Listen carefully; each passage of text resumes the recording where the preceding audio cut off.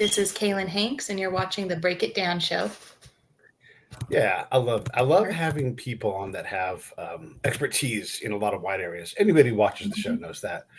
And you're an entomologist, and I just think that folks who spend that much time, I'm into the ground truth, right? But Mhm. in entomology, you guys are on the ground, hands and knees. Like sometimes eyepiece ground truth. Like you really get literally granular with what happens in the world. How did you realize that you had not only the discipline but the desire to put that much work into something that is so it's so special, so unique? Yeah, so I grew up out west, and my parents, for growing up in Las Vegas, they wanted to encourage an appreciation for the natural world. So we did a lot of hiking, a lot of fishing, camping, and when I was 9, my dad gifted me with my first pet tarantula, Mm, and my mom wasn't happy about that, um, for what I feel are obvious reasons. And uh, to really make sure that I was serious about it, they said that they wanted me to, read up on it, create a book report, really make sure you understand how to take care of this animal.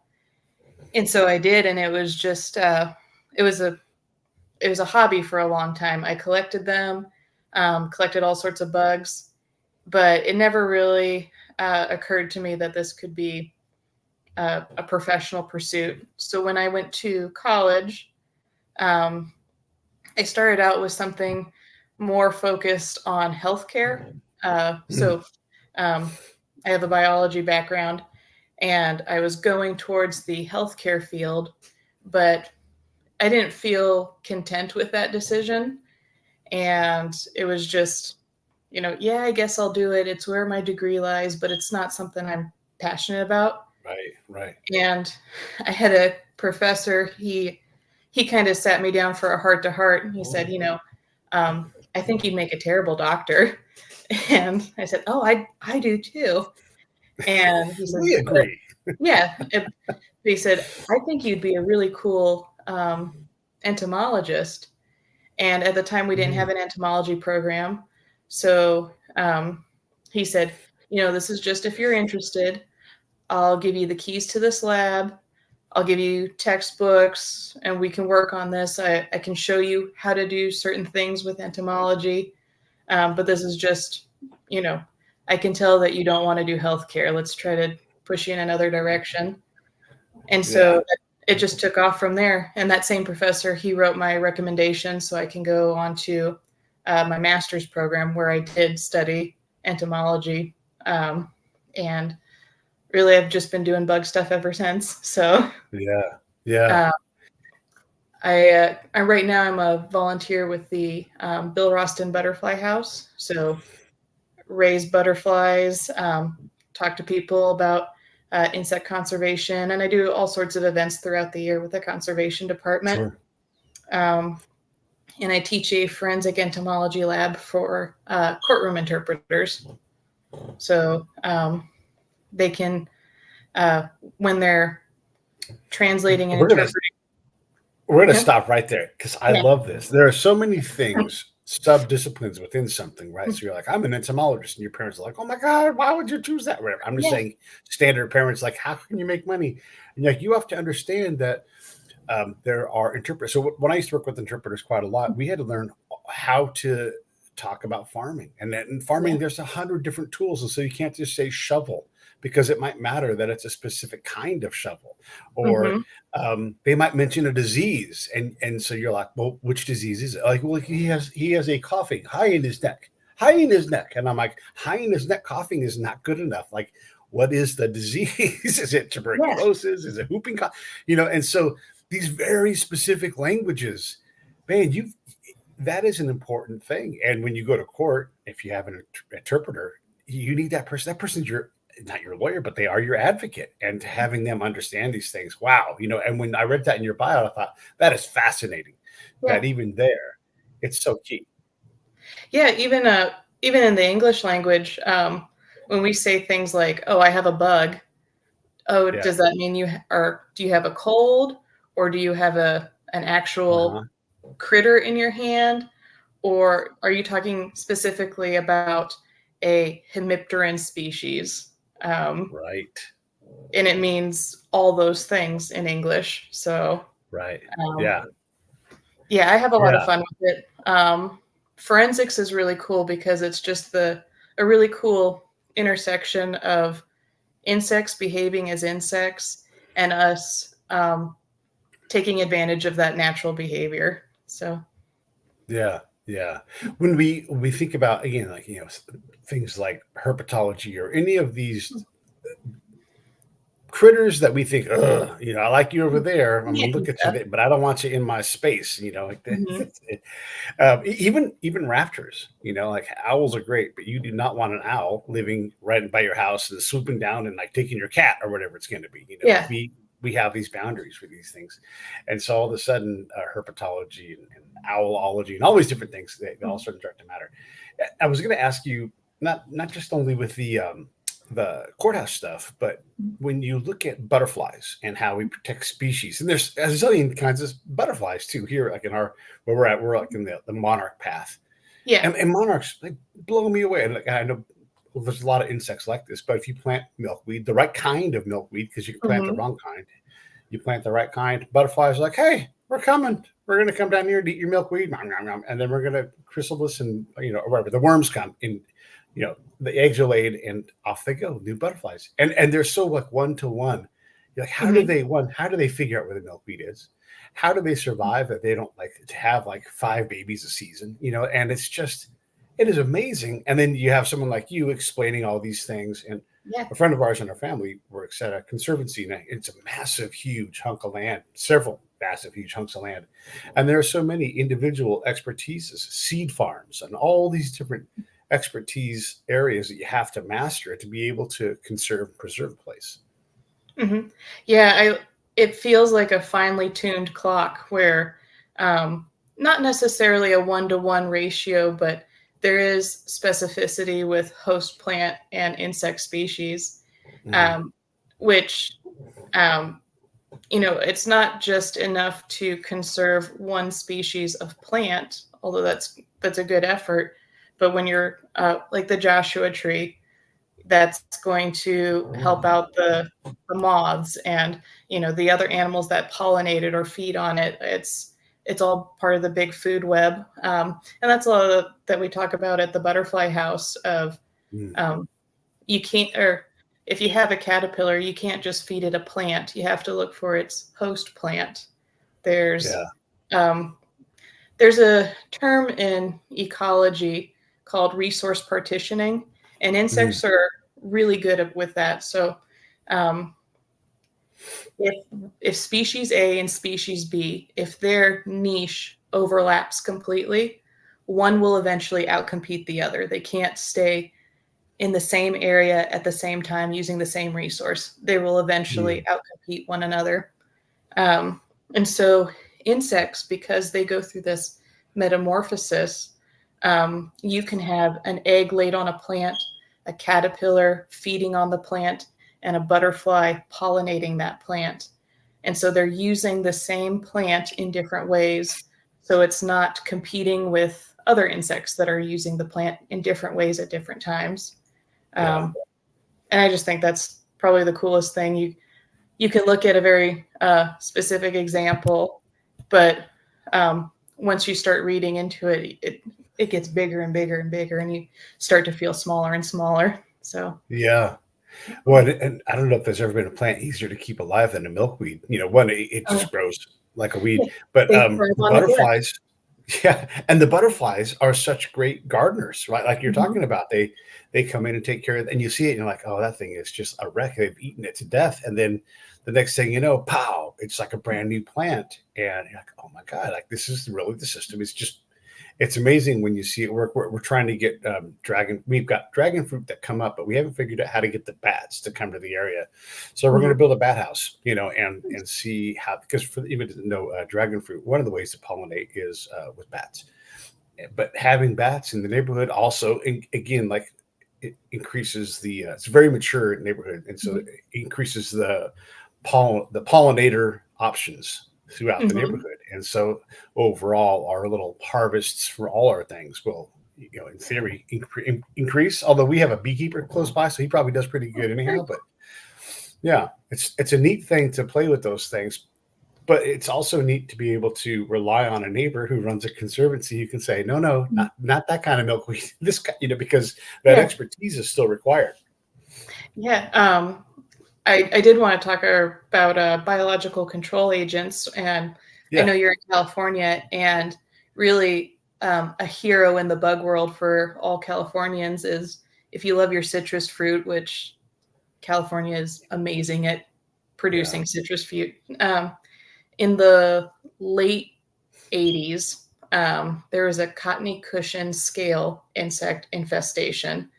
And if you've ever grown lemons, oranges, limes, sometimes they'll develop like it looks like dried bird poop, just that white, scaly Hmm. stuff on the leaf. That's actually an insect. Um, Mm. and so this cottony cushion insect was destroying citrus crops. And there's a beetle called the Vidalia beetle. It lives in Australia, and that's a natural predator of the scale insect. So, 1989, a group of Vidalia beetles were brought over to California, and within 2 years, it wiped out the scale insect infestation. And when the scale insect died, the Vidalia beetles went away as well. So we didn't have a crazy infestation of Vidalia beetles now. It worked perfectly as a biological control agent because it was specific, got rid of the pest, and then when the pest was gone, the beetle disappeared as well. So I just thought that was really neat that you don't hear a lot of times of species Yeah. being introduced to other I countries. was And ready for the horror story, and then the yeah, then the Beatles took over and killed everybody's cat it's a or good whatever. thing. Um, Yeah, yeah, yeah. I had some a of lady the on my show. Go ahead. some of the insects that or bugs in general, critters um, that we love, the roly poly, Hmm. or um, what is it called out there? I think they'd be called roly polies or pill bugs, cow bugs. Yeah, right. Um, Yeah, those are from Russia. They aren't native to North America, so they came over in the 1700s that is and have neat. Yeah, been here ever since. yeah. I had a lady on the show in a while back, and she was using technology and nematodes as Okay. pest control. And I think it was. I'd have to look it up. I think it was for like fruit trees. And so, Hmm. as long as the pest wasn't there, the nematodes stayed dormant. And as Hmm. soon as they showed up, they'd be like, "Brrr," and they'd climb up the tree and start annihilating the pest. Hmm. It was amazing. And so I don't know where they ended up being, but also another one was focused on bees. And they're like, bees are incredibly smart, like little pickup trucks that can carry a lot of weight. And they Hmm. were working on helping. They were taking all of the extant cutting edge, and you know how fast the academic world moves now. I mean, people are Yeah. like encouraged to publish, publish, publish, publish. Well, you also have to consume, consume, consume, and like process it, and so it gets going so fast. So all of like the farmers who are in the bee world, they're not reading this stuff. They're in the field doing practical things, but they were like, hey, let's take all of this and put it into some machine learning and start to create best practices that are academic grade and cutting edge to help improve the production of bees too. So there's a lot of people working to link computers, whatever kind of small creature, whether it's bees or nematodes or whatever it is, and then turn that into a product that benefits the environment. These are always the goals, always to like, let's not use pesticides if we can use nematodes Yeah. because these things are fairly benign. Yeah. And I mean, citizen science they're great projects because um, that's kind of the whole purpose as an academic. It's not just to, or in my view, it's not just to learn something for the sake of learning something. It's to learn something and share it with the people who need it the most. Right. And I would say I collect insects, and I've learned more about husbandry and Yeah. different techniques with caring for animals or taking care of sick animals from hobbyists than Mm. I have from books. So they're it's always neat to get different different levels of expertise and different experiences within your field. Yeah, yeah, yeah, yeah. That is fascinating. You were talking to me earlier about. I'm going to change gears about the military and its use of insects and how Yeah. they use a lot of it. Let's talk about that. That's interesting to me. Yeah. So I have a couple notes here, but I when I think of the military using insects, I'm like, oh my gosh, are they making secret weapons with insects? And that's I mean that's a possibility, right? But Right. um, World War II, Japan created a bug bomb that they used on two different cities in China, and in one of their bombs, they created a slurry of cholera and other bacterial that could cause diseases, and they put that slurry in a bomb with flies, and when they drop Wow. that bomb, it's infected flies, uh, you know, spreading disease, by touching food and feeding. And they also dropped plague infested fleas. And as a result of those two bombs in those two cities, close to 500,000 people perished because of it. And it's an unfortunate thing that it was that effective. But if I think about cholera and plague, those are supposed to be diseases of the past, but Yeah. it's still a potential and it's still a threat. Yeah. Because I mean, we have yet to develop a resistance to it or an immune system, or we Right. can't just fight it with our own immune system. So it is a threat. And what Japan did in World War II has been something it's kind of been on the radar for a long time. 2600 BC, the Mayans used to make bombs out of wasp nests. They would fill these dummy heads with angry, obviously upset wasps, and then they'd Yeah. throw them at their enemies. They would break, and that would scatter the warriors in different directions. Um, World War II, Tanzanians did a similar tactic against British soldiers. Um, Probably the more interesting weapon is ancient Greece. They raised bees on azalea plants and uh, rhododendron. I think I'm Mm-hmm. saying that right. Yeah. Yeah. What did it do? Yeah. So those plants they produce a neurotoxin. So they raised these bees on these plants, and those bees would take the pollen and the nectar. They go back to their hive, and the poisons were kind of sequestered in their honeycomb.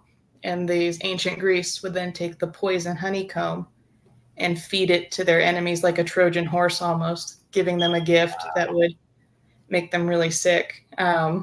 So, you know, bugs have been an idea for a weapon for a long time.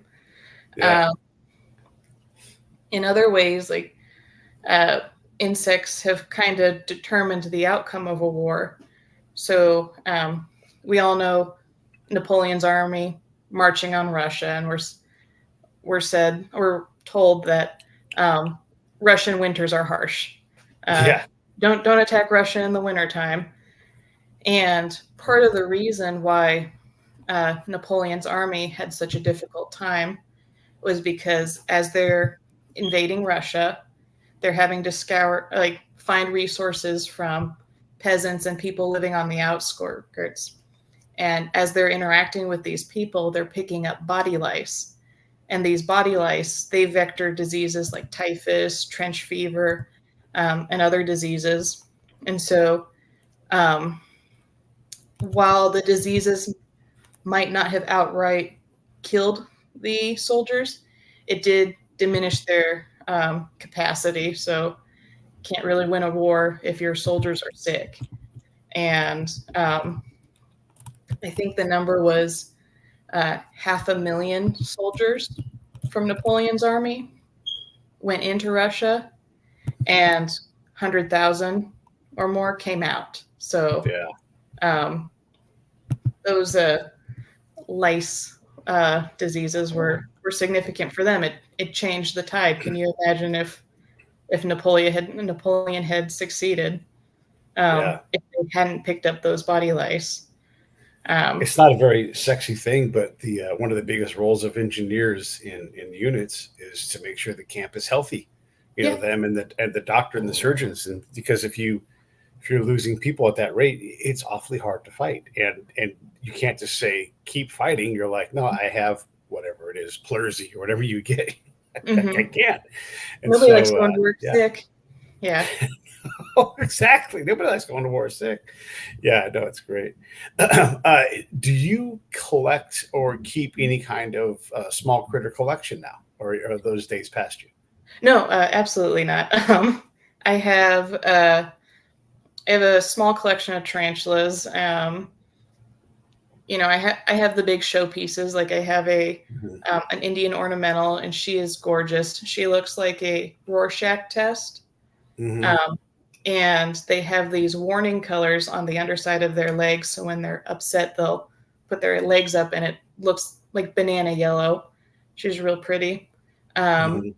I have a Goliath bird eater, and um, that thing is it's chaos incarnate. I mean, she's a good eater and she's fast. And then I have millipedes and ironclad beetles.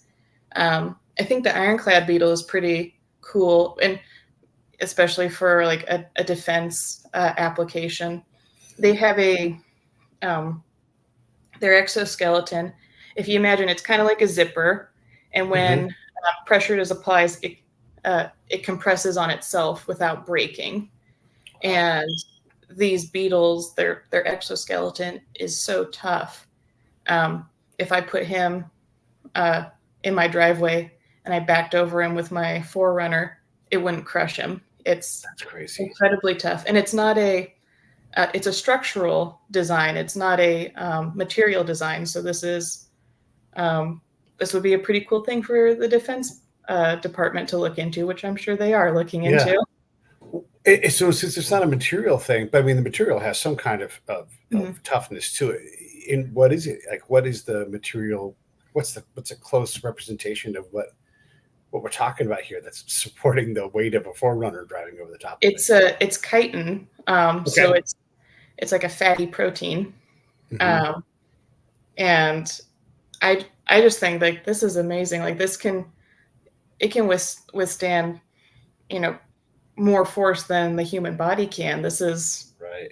pretty, and it's just a little tiny beetle. So Little tiny beetle. Yeah. Yeah. Yeah. That's wild. Yeah, and then the spider thing is great too.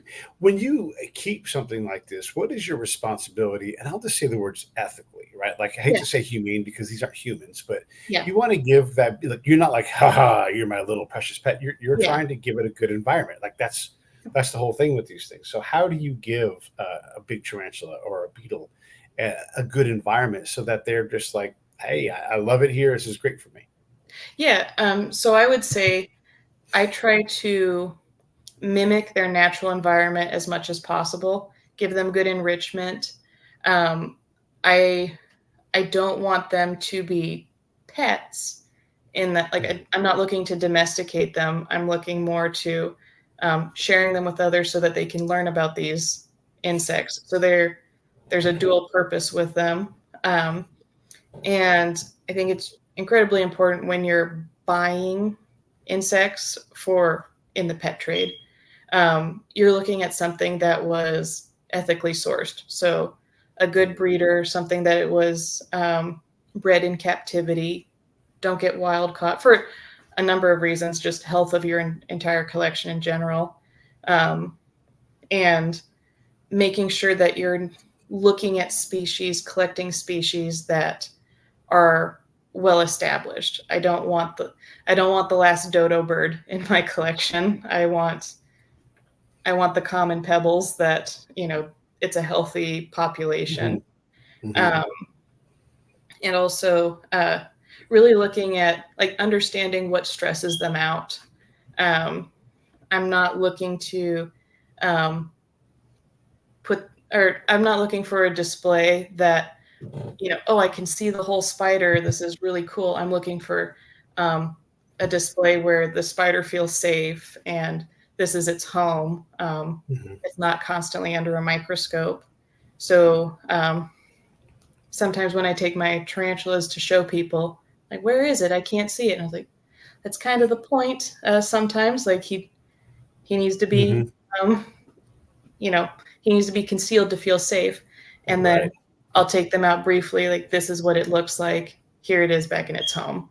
Um, we don't need to stress them out any more than necessary. Um, Yeah. and I'm also not pushing the limit on their food either. So I'm not giving them insects that could fight back. I would never feed a praying mantis to a spider because that's like dog fighting to me. Right. Right. Spiders typically they're cowards. They're going to look at something that's smaller and weaker, and then they're going to attack that. So really keeping in check that this is a living animal that I'm responsible for. This isn't an Right. entertainment item. Um, and I think it's important that when we're thinking about insects, it's not sexy. They're not dolphins, they're not panda bears. So it's hard to feel an emotional connection with them. But Mm-hmm. um, my personal opinion is even if it doesn't serve us directly, or if I don't know, like we love honeybees because they give us honey. Um, but I think we should value things like fleas and ticks because even though they don't give us anything directly, it's still an animal that's alive and sharing the planet at the same time as us. And it's Right. surviving in a harsh environment in a way that humans can't. So um, it has inherent value because it's a living thing. Yeah. Yeah. Well, and come to find out, we'll go kill them all and be like, oh crap, we needed them Oh, darn things. it. They do a job we don't want to do, can't do. Yeah, Yeah. we got rid of the last thing. And Yeah. we're Yeah. finding out more and more as hey, um, the venom of some of these deadly, in some cases, animals, we can actually study that venom to create medicines. Mm-hmm. My uh, Indian ornamental, she has a venom that it specifically targets the actin proteins in cells. So um, if she were to bite That's you, terrifying. yeah, it's going to cause muscle seizures. And this is perfect for a spider because if it bites something, it wants the prey to not fight back and potentially hurt the spider. So having an immediate stopping power, that's really cool for venom. Um, and looking at this, you know, this actin protein and that process, uh, people are thinking, okay, maybe we could use this for surgeries when we're looking Right. at like the cardiovascular system and we need to stop something briefly and then it needs to turn back on again. Like how can this venom work in a way that we can manipulate it for that purpose? So Yeah. I'm always marveling at like the things that you just don't even think about, like the fact that a chicken creates all the egg in a day, all that energy, the yeah. shell, something that could sustain a life, like, I don't know, 2 eggs, you're going to Mm-hmm. live, that kind of thing. And it's one chicken every day doing that. Or like, where is the bladder or whatever holds the venom for a spider? And like, how small is that thing? And how do they become a little refinery or a distillery, whatever it is that process is to make this venom, this highly toxic thing to almost everything else. And they're like, yeah, just keep that in my venom sac here inside, and it just blows me away that they have all this microstructure within this very tiny little microstructure. Yeah, and just insect physiology when you're looking at like if you were to take the human body and like, okay, I understand the basics of respiration and how blood moves through the body. Like, I've got this. This is, Yeah. I understand this completely. And then when you look at an insect, it's totally new rules, Yeah. and you're really having to start at square one again. Yeah. I think it's pretty cool. So, insect respiration is in part um, a function of the amount of the oxygen saturation and their body size. Mm. So, kind of like us, where our circulatory system delivers oxygen to each part of our body, um, they have a system of breathing tubes that deliver oxygen to every part of their body. It's not their blood that Yeah. circulates the gases. And so, if we have poor oxygen saturation, a insect can't grow as big because it's relying on that oxygen getting to each part of its body. So, in richer oxygen environments, bugs can grow larger. And you can see this in experiments within 2 generations of Mm.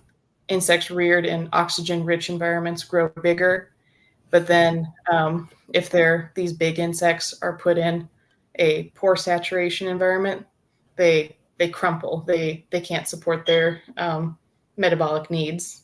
So, Huh. Yeah. Yeah. Yeah. They do that in the cosmology world too, where like if you took a galaxy and you just added more gold or mhm, whatever it is, that balance of the structure of that galaxy is completely different just by adjusting the amount of whatever minerals are there, and you've got different rules, right? And that's the macro version of it. it's a finely tuned thing, and it works the way it works for a reason. And that's part of science, is just finding out how it works, and is there a way we can manipulate this or exploit this? Um, Mhm. you know, this has a purpose. So, It is the other question is how much should we be trying to manipulate this, and how much should we just like this is best left to nature because it manages. I recall like when I was a kid, Mount St. Helens blows up, right? mhm, And so they took a hunk of the forest and said, we are going to build a great forest right here. And then mhm, we're going to let nature do that side. There was a competition, and nature kicked our ass. yeah, It was so much more biodivergent, diverse, and we just had a bunch of trees. They were smaller, less healthy, and a mhm, lot less ground cover. And so there's that question of how much of us being involved is being bad. And I'm going to slide this over to another part of conservation preservation. That whole argument where I used to live, Fort Huachuca, southern Arizona, a lot of tarantulas, right? And mhm, you didn't see them day to day, but you knew they were out there. And during one time of the year, maybe like a week, they would make this migration across one of our major highways. And this is a major highway in the country, so it's just a small road. But you would see a stripe of dead, squished tarantulas, mhm. and there's just who's got the time to go out and go, let's build a natural, out here in LA area, we try to build these overpasses now for mountain lions because that's the only way they can survive, and they need to range, and we spend a lot of time and money. Are we going to do that for tarantulas? Are we going to figure out how to build a gully that won't get them killed during the because it's also during the monsoon season? Yeah, And so how do you, because it can't be good for the long-term population to have 1,000 of these things just get hammered because mhm. they happen to cross across the road that we drive on, right? And so when do we stop our intervention into their lives and stop trying to protect them? Because sometimes, like we've talked a little bit, when we go to protect something, gosh, we make it worse. Yeah, that's a big question. I know. So, like the cheetah population, that one, it diminished to a point where the population started becoming unstable. Where if we tried to bring these guys back, like if it got any smaller and we tried to bring them back, then we're dealing with problems of inbreeding and Mhm. delicate structures now, because it's less diversity. So there is a point with conservation where when a population gets to a certain size, that if it were to grow again, it's not worth the effort entirely to bring it back unless we introduce genetic material. So, I mean, one way is the American bison. When that population started getting smaller because of the railroad and other Mm-hmm. activities with moving west, what really helped the bison come back is crossbreeding it with cows, and that helped bring the population back. Mm. Um, yeah, that's a big ethical question. I know when you were saying, you know, we keep interfering, and I think of a few papers coming out on Chernobyl ecology. So Right. um, the nuclear blast, you know, caused all the people to leave. And when the humans left, nature kind of flourished, Yeah. which I think says something of, um, human activity exerts more ecological pressure at times Yeah. than a nuclear blast. And I think that's something we need to be aware of, and something we should consider as, people who share the planet with uh, other animals. Yeah, well, I mean, we're always in an argument with ourselves about all of this stuff. We talk about conservation, preservation, rewilding, and Mhm. again, my friend helps run one of these giant conservancies, and I like to ask the hard question. Okay, like we're going to build overpasses for these critters so that mountain lions at all can go across this thing. Are we going to reintroduce the grizzly bear? And it's like, whoa, whoa, hold on. Well, That's Lily. that's too. And then the other end of that is like we love mountain lions because they're kitty cats. I love kitty Mhm. cats, but when you're like, hey, leave the coyotes alone. Yes, we know they're in the neighborhoods, but yes, they're going to eat your cats. Yes, they're going to eat your dogs. However, that's how they survive. And so we're Mhm. going to let them do it. But it's harder to sell coyote because coyotes are creepy looking, and so it's harder to protect them. You're like, oh no, coyote 47 got hit by a car, and then feel bad. But if mountain lion 47 got hit by a car, oh my gosh, we lose our minds. Mhm. That's a majestic animal. Yeah, yeah, Yeah. and it is right. But yeah, when it's a stupid whatever, and it's not a panda bear, and it's not a dolphin. I mean, Mhm. it becomes hard. It's a shark, right? It's the wrong kind of shark that we don't like. Even if Yeah. it's a harmless shark. Yeah. Yeah. I've thought about this question with vector control. So Yeah, I was going to ask about that. Yeah. insects that cause diseases, can we how do we deal with them? Do we just wipe Mhm. them out completely? Right. And um, you know, in America, we dealt with the issue of malaria, and other insect-borne illnesses, right? Like malaria was a big issue.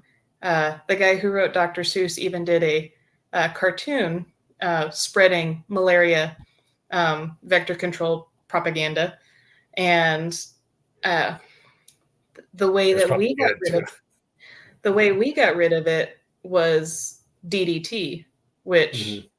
um, Rachel Carlson wrote Silent Spring, and um, the effects of that, like losing our bird species.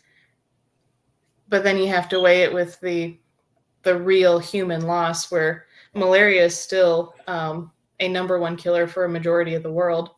Yeah. Um, we've lost more humans to malaria in modern time than we have in all the world wars Yeah. combined. Anything else? Yeah. So, uh, I mean, how do you weigh that?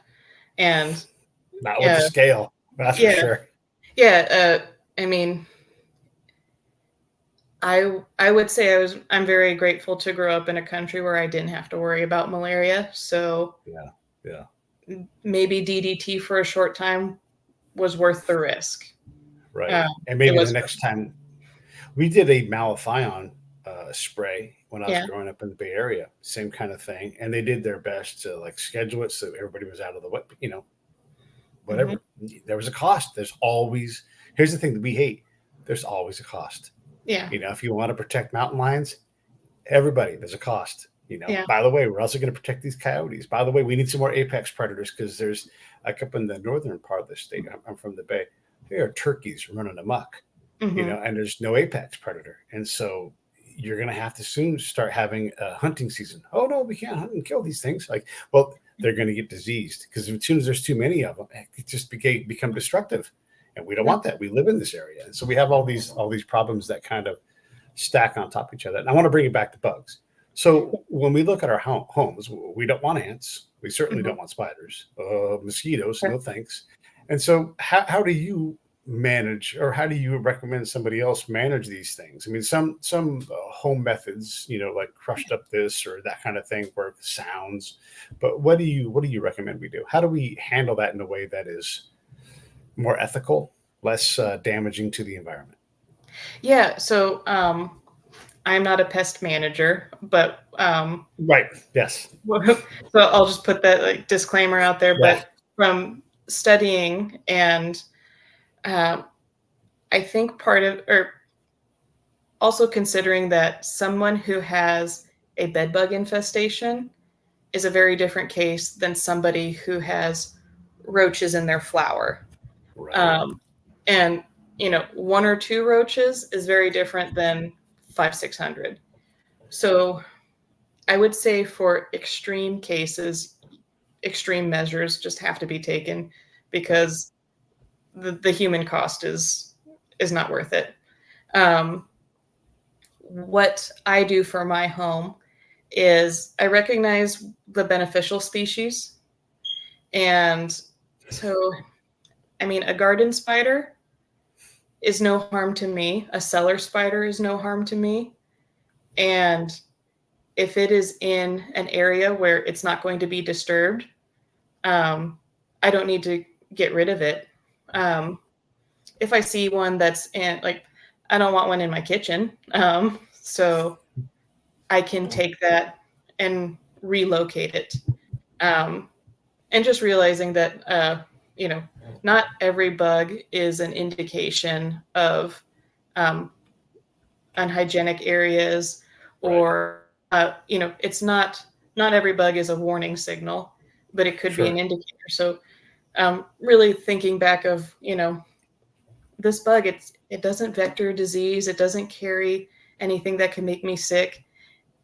And it's just, it's creating the biodiversity of my environment, um, or it's part of the biodiversity of my environment.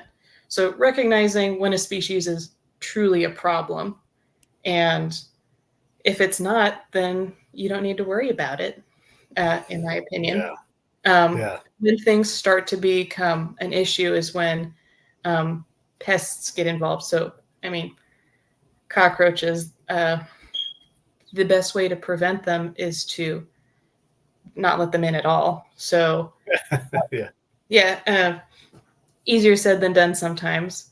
Right. Some tips I do if somebody is traveling and they visit a place where they're like, oh, it was kind of it was kind of questionable.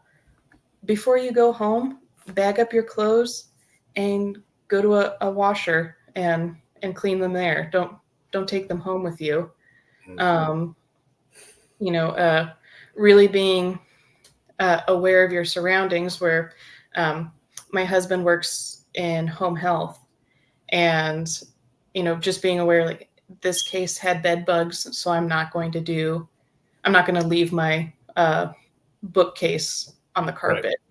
Right. Um, and eliminating food sources. So um, you don't need to stack your recyclables inside your house. Maybe you can stack them outside or in a garage or somewhere where you can better control it.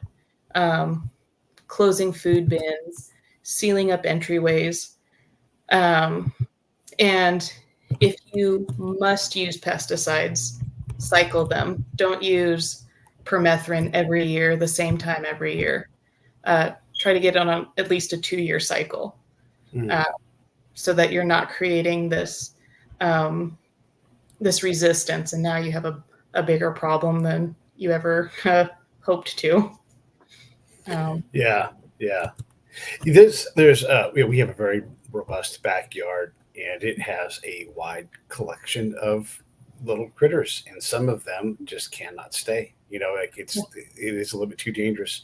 And whatever the different kinds are, like potato bugs, who cares, right? Like they Yeah. can stay, but the ones that are dangerous to a cat, yeah, fleas. What are we going to do? Well, we protect the animal with a cream or something, right? But Hmm. other things, man, you just can't have those things around. And Yeah. gosh, if you see a brown recluse, I guess you're just. I hate killing spiders. I hate killing any kind of animal, but I can't have a brown recluse around because that's Mhm. if that thing tags you, that Yeah. is a nightmare. You know. Yeah. It's not a so recognizing the true threat of, Hmm. all right, this one, it has to be eliminated in a ethical way, Yeah. um, or relocated.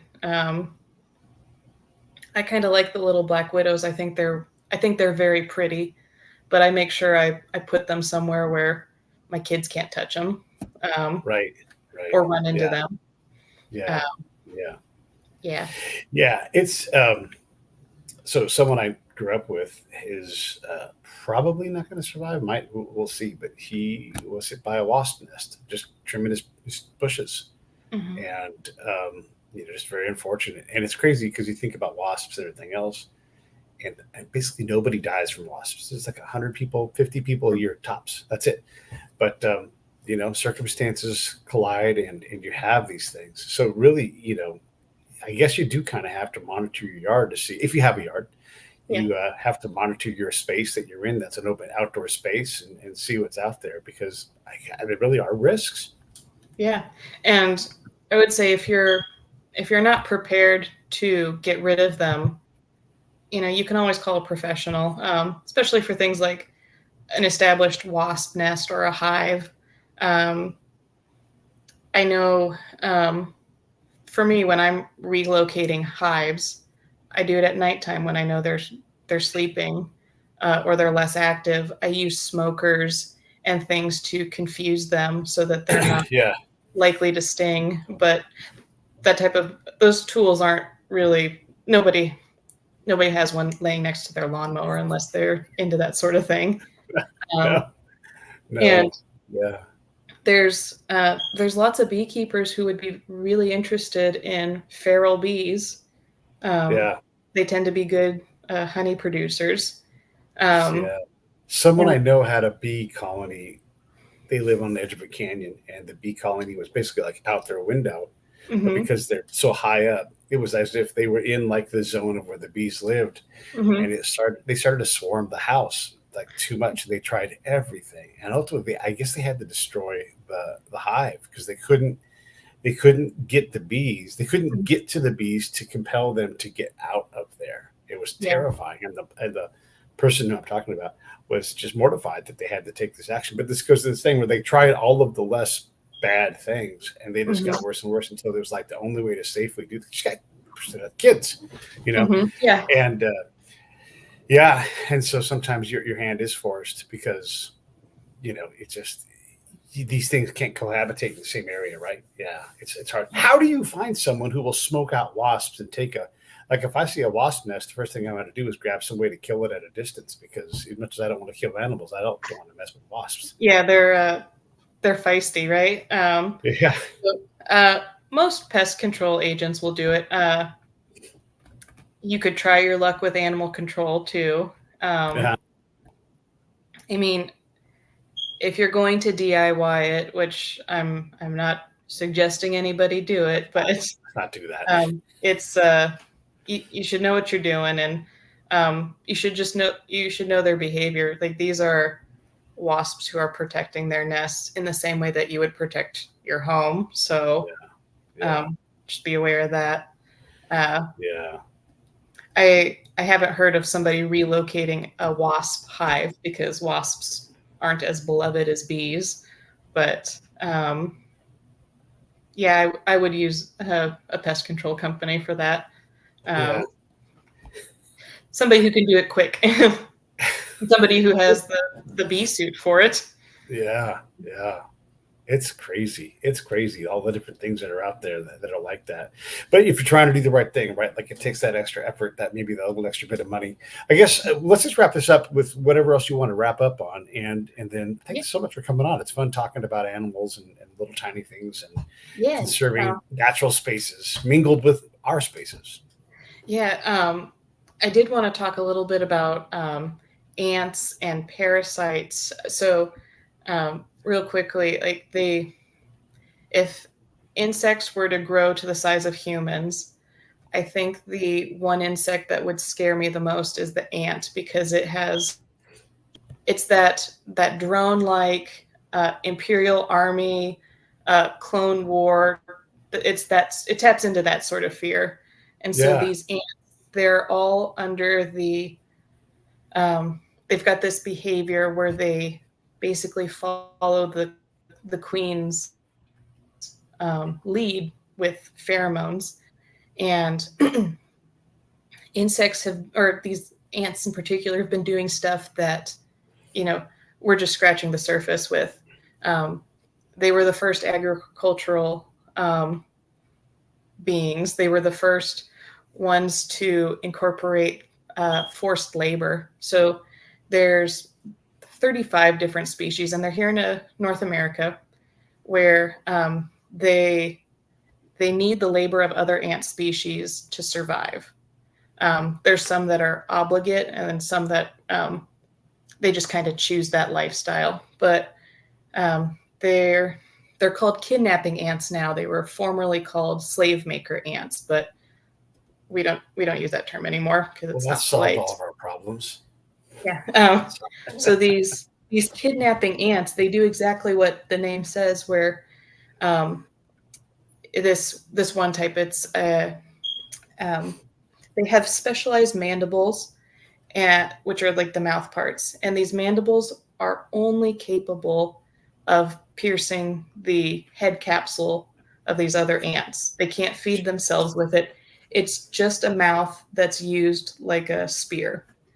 And so they go to these formica ants, who they're your standard ants. They can feed themselves.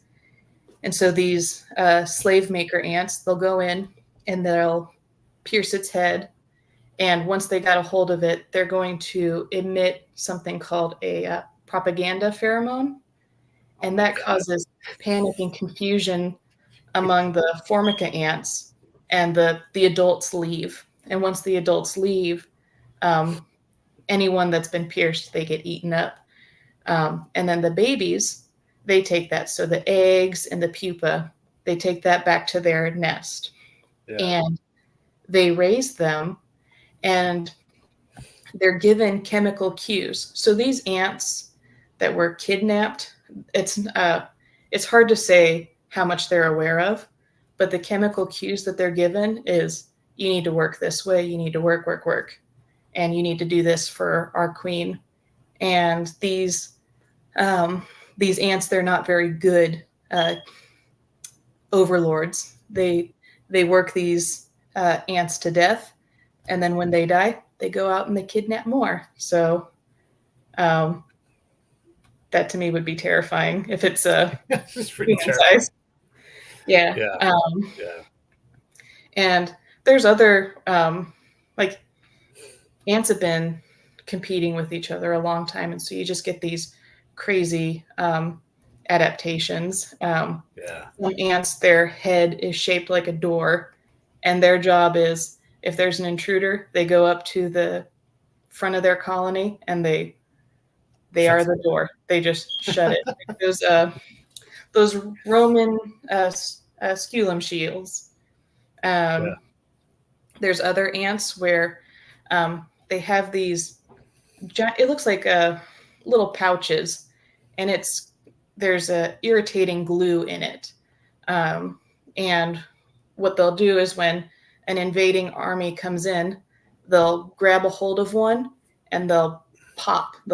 Um, it's almost like they'll rip themselves open, which sprays the goo everywhere and kills the invading army.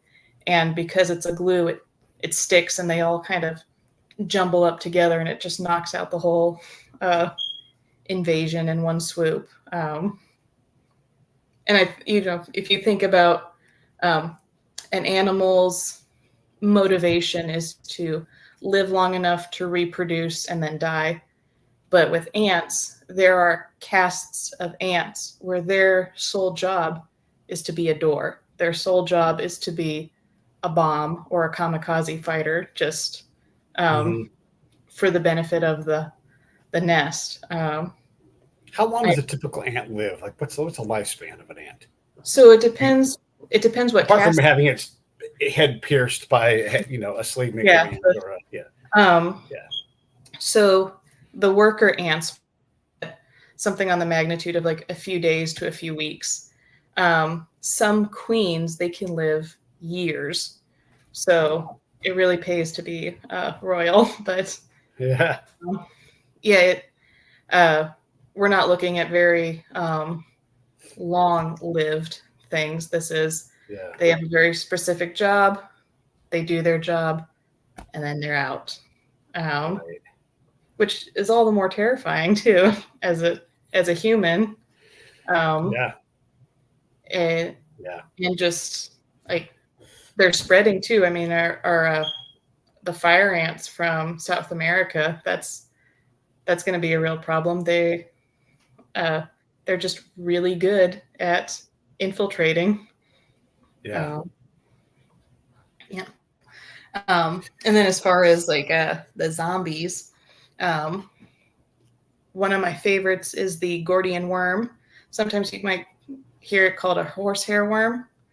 And if you have a moment, this is definitely worth Googling and looking up. But this horsehair worm, they breed in water, and once they breed, lay eggs, the eggs are taken up by an intermediate host, or they're washed ashore and they're taken up by cockroaches, crickets, mantids. And this horsehair worm, it'll hatch inside the gut and it'll live inside an insect. This is a worm that is, it doesn't have a mouth, and it doesn't have it's basically one big butthole. It absorbs all its nutrients through the cuticle, and no kidding, they can be about that big. And several of them can live inside one host. And it's thought that these worms either produce chemicals that alter behavior, or they cause pressure on their light sensing organs. So the host is interpreting visual cues. It's seeing things differently. And so this cricket who would normally this infested cricket who would normally avoid water because they don't swim, they drown, it starts seeing the polarized light reflected off of water. So it seeks out water, and the cricket will jump in the water. That cue, like the horsehair worm knows when the cricket's in water, and it'll immediately bust out of the cricket like Alien, just, crazy. Worm this big coming out of a tiny cricket, something to see, and tons of videos on it. Fortunately, most of the hosts survive this. What? Yeah. Most of the hosts survive this like breakthrough if they don't drown. Right. And then once the horsehair worm is in water, it mates and starts the whole thing again. And they're called horsehair worms because it was once thought we had the idea of spontaneous generation. We didn't know that, cows begat cows, wildlife begat wildlife. And so it was believed that, when a horse hair falls into a water trough, it becomes a horsehair worm. They didn't realize that it was part of that breeding process where a host comes out and releases the worm. And they're called Gordian worms because they just form these aggregates, and it looks like a Gordian knot. Gotcha. That makes sense. So they're pretty cool. They are here in America. If you find a particularly plump looking cricket or mantid, you could put it in water and attempt it. It's insane, and that's not an odd thing in the natural world. I mean, parasitism and even behavior modification because of parasites is a really common life strategy. Crazy. Yeah. That's wild. Well, that's a way to close too. Yeah. The alien infestation of horsehair Yeah. worms into our cricket friends, grasshopper friends. Yeah, that's awesome. Well, I appreciate you coming on. Please come back. I would love to talk about E.O. Wilson and all kinds of other things with you, because it's just it's a big world out there with all these critters, crickets, animals, and all those things. So I appreciate you coming on. Anything you want to say in closing before I roll these last credits here? Yeah, I mean, because I love insects, if anybody else is interested in insect conservation, Xerxes Society, they do work for invertebrate conservation. The Entomological Society of America, they put out really great publications and information for people interested. And the Pollinator Partnership, they really encourage citizen science and the public's support to protect our pollinators. I love it. I just put the link for Xerxes up here on the screen. You guys can go check that out and everything else. All right, stand by. I'm going to grab back to you to say goodbye, everybody else. I'll see you next time. Hey, thanks for watching the show. I really appreciate it. Right here, you can subscribe. Please do that. It makes the show grow. Hit that notification bell so you know which incredible guest is coming up next. Down below is the PayPal link. You can put a small subscription in. That is an enormous help. All that money goes right back into the show. And then right up over here are the next episodes you should listen to, curated by yours truly. Thank you